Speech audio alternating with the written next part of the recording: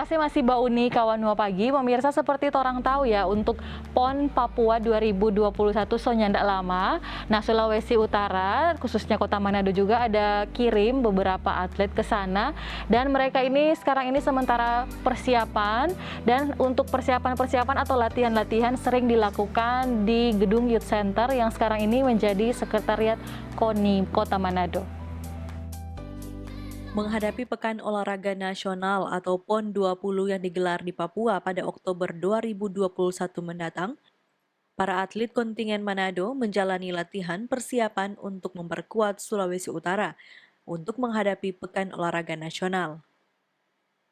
Sejauh ini diungkapkan pelatih KONI Manado untuk seluruh atlet sudah siap baik mental maupun fisik. Nah, KONI Manado sendiri pun membantu membackup KONI Sulawesi Utara. Kenapa KONI Manado membackup? Karena di situ banyak atlet-atlet daripada Manado.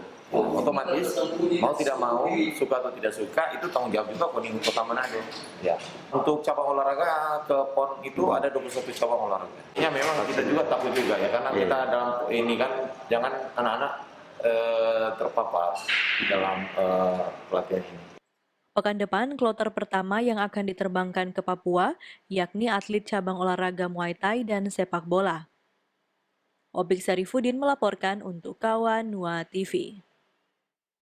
Iya, mantap. Selamat berjuang ya untuk para atlet asal Manado, Sulawesi Utara. Baru-baru ini juga ada support dari Ketua Umum KONI Manado, di mana Rio Dondo Kambe ada kasih uang saku begitu, bantuan uang saku untuk para atlet. Semoga ini boleh memicu motivasi begitu dari para atlet untuk berprestasi.